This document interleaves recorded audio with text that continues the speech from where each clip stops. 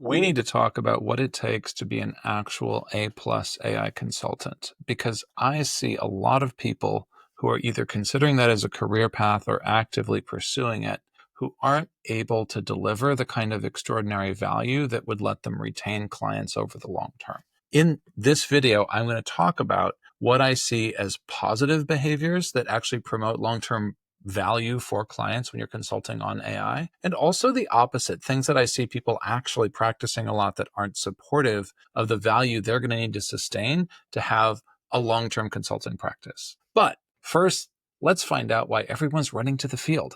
It's exploding. Revenues are projected to reach $630 billion in AI consulting alone by 2028. I don't know. That sounds like made up money. It's a lot of money, whether it's 500 billion or a trillion, who knows? It's a big pile of money. So people are running at it. Over 50% of large enterprises are already using AI consulting services, and that doesn't even count the small, medium businesses all over this country in the United States and also the rest of the world who are looking for support on AI, let alone individuals, sole proprietorships, indie hackers, etc. The vast majority of consulting firms, and I'm not even including AI in that. I'm not saying you'd like segment it down to just AI consulting firms. Consulting firms overall are reporting a bump in demand for AI expertise, which gets us to our first point, which is that winners keep winning. In other words, the first rule of being an AI consultant is to be, conveniently enough, a consultant about something else with an existing book of business. Why? It goes back to one of the foundational laws in the AI era. Distribution is king. If you already have distribution relationships with other clients about other work, right? Maybe you're a marketing consulting agency. I don't know. Maybe you actually consult with folks on their development team or on team formation or on process improvement. There's a million and one things that consultants already do. And the convenient thing about a new general purpose technology is that AI can help with all of it, right? Like, yay, AI. And so what I find in practice, and this gets at our first pitfall, is that a lot of these consultancies that already exist tend to just AI wash what they're doing. They just paint the big sign, make it AI now, right? And then let's put some AI into our proposals, then we'll be fine, right? But the people delivering the service don't actually have A-plus knowledge of AI. And so when they go and they talk to the client, and the client just asks a perfectly reasonable question like, when and where should I use RAG? I hear a lot about RAG. You can just sort of see the business style consultant kind of blanch visibly, and they're like, I don't know, probably should talk to a technical person about that. That's not a super technical question, guys. As a business consultant, you should have some kind of high level opinion on when RAG should be appropriate or not, because you should understand what RAG is for. And that's just one example. I'm not picking on RAG. It's just an actual example I've seen, so it was top of mind. In other words, when you are thinking about consultancies, one of the things that is a drawback is to use your existing distribution and AI wash. And yet the strength is having that distribution and being in the consulting business. And so this should encourage you, if you are not yet in a position where you have an existing book of business, but you aspire to be a consultant, or you perhaps wish to join a consultancy as an AI expert, they need people like you. And if you want to start your business, it's never been a better time. But you have to start it on the basis of stronger knowledge. And this brings me to the second sort of bigger point. The first point was talking about the state of the market, what existing consultancies are doing. Now I want to talk about this idea that we might start from scratch, and what does that take, and how do you start from scratch, or even how do existing consultancies retool? What are the key skills and key proof points they need to deploy to have a truly A-plus relationship with their clients around AI? The first thing is to get specific. So much of AI washing, you can tell it's AI washing because it's vague in general. It's this sort of buzzword-filled consultant language that makes sense maybe in the boardroom, but once you try and drill down to what it means for an actual individual contributor, you couldn't say what it meant. And so if you want to talk about the agentic mesh, right, what does that mean? No one really knows what the agentic mesh means. It's just a term that consultants made up. There are other terms that consultants tend to throw around, like AI powered, that also don't mean a whole lot. And so I like to suggest, if you are trying to succeed long-term as a consultant, not just sell the book of business, right? Like if you just try and sell to the board, you can use terms like that. Most of the boards will buy it. But if you want to actually deliver the service, you have to get to the point where you can plausibly talk about what you will build in a way that is attractive and clear and specific. And when people are choosing between different proposals, oftentimes the assumption is, well, they choose on price. And so we need to be competitive on price and we'll be fine. AI actually opens up more price headroom. You need to compete on intelligence delivery in a way that is plausible. And you need to show you can do it by showing a specific domain expertise that goes beyond AI. And I find that this is where a lot of consultants, whether they're established or whether they're new, go astray. They tend to say, we're going to zero in on AI. All we do is AI. But AI it's hard to put your fingers on. I've talked about that already in this video. It's a general purpose technology. You can do it with development. You can do it with process change. You can do it with a dozen other things in the consulting world, marketing, etc. You need to pick a particular domain that you can own. You need to pick a particular domain where if you have an opinion on how AI agents should be deployed in that domain, you should be believed. You have authority there. You have a decade of experience. That is part of why when I speak about product and AI, I tend to have very strong opinions because I did product management for a long, long time. When I speak about founding an AI, I tend to have opinions because I have founded before, etc. I think the thing that I want to call out is don't be afraid of that background in yourself. You are not so much pivoting into AI as you are letting AI grow like a strangler fig tree, which grows all around the existing tree until eventually it transforms it and or kills it. Let's just be honest. But you're growing a new AI product surface, a new AI service offering, a new AI way of thinking around what you have already done. And that current experience is critical. A strangler fig tree cannot grow without a tree to grow around. Similarly, you can't really sell your AI expertise without something that is a core domain expertise besides AI. The best consultant engagements that I have seen come from that core of expertise. And then there's a deeply thought out AI enabling layer that helps that particular domain expertise go farther. And I'm not talking go a little bit farther. I'm talking significantly farther. This is part of why the software IDE market has exploded. IDE, as hard as it is to believe, development environments as a SaaS business were not an attractive business at all for a long time until Cursor came along. Cursor absolutely transformed them because it put AI at the heart of a previously boring business, but it owned the previously boring business. It is a development environment at core. I'm not here to make a video about Cursor's product strategy, but I think that picture in your head is useful as you think about the kind of deep engagement and the deep mesh that you need to have, to borrow a term, between the domain knowledge that you have and the expertise on AI that you need to deploy. You cannot be a general AI consultant. You need to be a specific one. Even if you have multiple expertise levels, multiple domains you can play in, it is stronger to have 3 or 4 specific offerings around AI that you're good at than to just make it one general offering. It also gives you more pricing power and more opportunity to earn the right to win because you are going to be able to say, you want to talk about SEO in the age of AI? The whole thing for that. I know SEO. I've known SEO for a decade.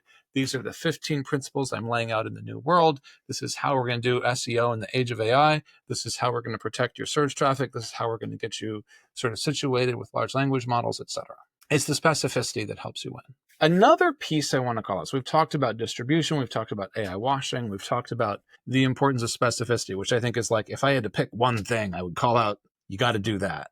I want to call out also, it is really important in AI to be a part of the value chain. You need to understand where you can make friends and influence people inside the consulting world, because people who consult tend to only have a piece of the puzzle if they're doing specifics. And so they need friends and partners. You need to be able to say, my buddy James is going to come in and help you with this other piece. I'm maybe not the best in the world at that, but James is incredible and James can help you. We can come in on this engagement together. Have a lot of Jameses.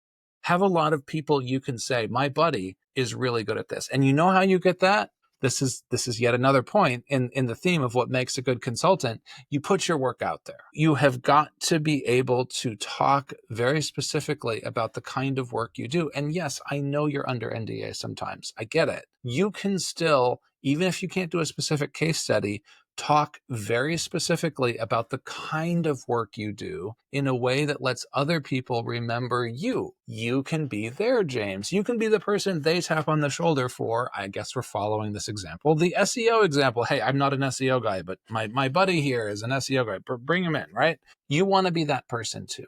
That is part of how you develop your pipeline. And the reason why that's especially important in the age of AI is that AI is that general purpose technology that means that organizations need AI everywhere they look. And they may want to write multiple engagements to help them get there. I've seen over and over again that an organization will pick a vertical and they'll get into the vertical and then they'll say, okay, we got to expand from here. And they'll want to write a wider engagement. And sometimes they want to write with the consultancy they know, distribution, but they write outside the expertise of that consultancy. And so you need a friend at that point. And you get friends by winning at developing and distributing your content so people know you and kind of can map you. It's not just a content game. It's also a social media game. It's also a game of like referring people where you meet people on engagements and then you keep up with them. It's all of those old tricks. It's just especially important now. And I think the content piece is especially important to signal credibility because I regret to tell you, as I'm sure you're aware,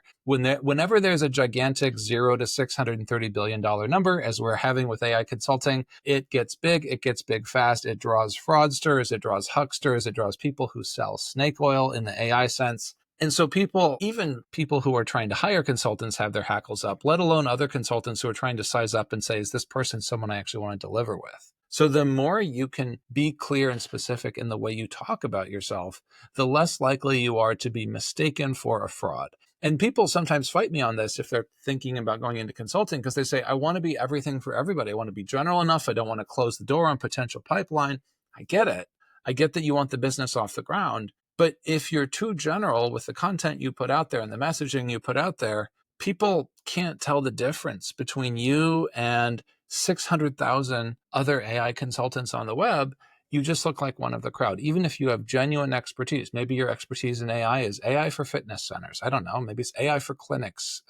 Maybe it's AI for grocery stores. Whatever it is, own the domain expertise that you're talking about. Lean into that area of focus. And what's interesting is that boldness enables you eventually to claim adjacent verticals. And so if you lean into your area of focus, let's say that you're super focused and you're really, really good. We'll just pursue the SEO piece. You're really good at SEO now, like what happens to Google right now in the age of AI, what happens to your placements in ChatGPT. I've actually made videos about this. Maybe this is why this is top of mind. I also used to work in marketing. I have gray hairs and sat in many chairs. So if you are that person, you can then extend to paid marketing eventually and say AI for paid marketing. You can extend to AI for social marketing.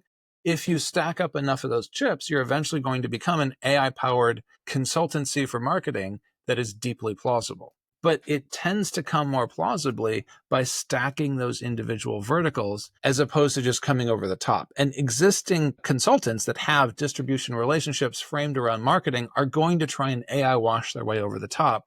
And almost always what I see when I look under the covers of those decks is they don't know what they're talking about. Maybe in one or two sub verticals, they have one person who's good, but like for the most part, they do not know what they are talking about. And that costs all of us trust. It costs trust in AI as a whole. There's a reason that AI is something that people are skeptical about. I do not think it's hard to tell whys on polls. Polls are notoriously unresponsive to rationale. Like you can speculate about why people answer something, but you don't know. I am speculating. It is not just a distrust in AI as a new technology we don't understand. It is also a distrust, especially if you look at business polling and sort of business surveys, it is a distrust in AI because consultants have burned bridges with bad implementations. I know consultants who make their entire living cleaning up after other consultants' messes. There's going to be a lot more of that. I don't want there to be, but it burns the bridges. And so one of the negative consequences of AI washing, of what we talked about at the top of this video, is that if you do that, you don't only poison enterprise value for your own business, you poison value for the entire ecosystem because you teach people that AI is for frauds. AI is for hypocrites. AI is for people who will tell you they'll do the AI thing, and then you look under the covers and it's not really it's not really AI, right? Like this reminds me of Amazon, when Amazon would boldly claim they used AI and special fancy scales and cameras at their just walk out grocery stores. I actually used those grocery stores back in the day.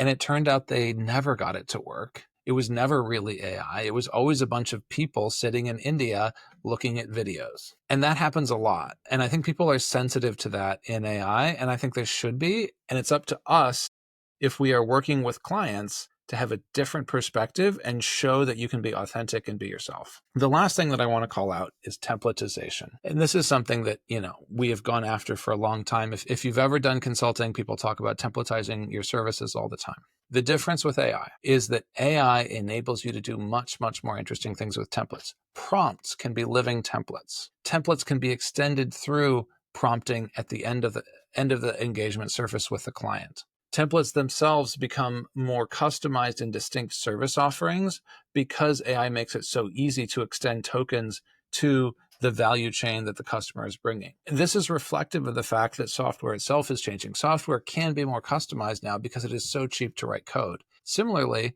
consulting can be more focused on individual customers than was practical before and still utilize the power of templates because it's cheaper to customize those templates now. That doesn't mean that you should forego templates. It doesn't mean you should give up on templates. Templates are still really important because they enable you to say distinctly what you intend to serve and how you intend to provide value in a way that is packaged up that a customer can understand. Customers are already struggling with AI. They are wrestling with AI. They need AI to be clearer. Packaging is part of how you do that, and the way you power packaging is through templates. But it's not just your grandfather's templates from the old consultancy days in the 70s. These are templates that you can extend with AI. You can do that through prompting. You can do that by working to customize a particular offering after you listen to the customer and pull the transcript. There's a dozen ways to do it, but the point is the template still matters and customizing matters more than ever. So wrapping all of this up, if you were to look at the picture of an AI A+ powered consultant, they're specific. They know their domain. They're not afraid to use it and deeply wrap it into AI. Number two, they have distribution.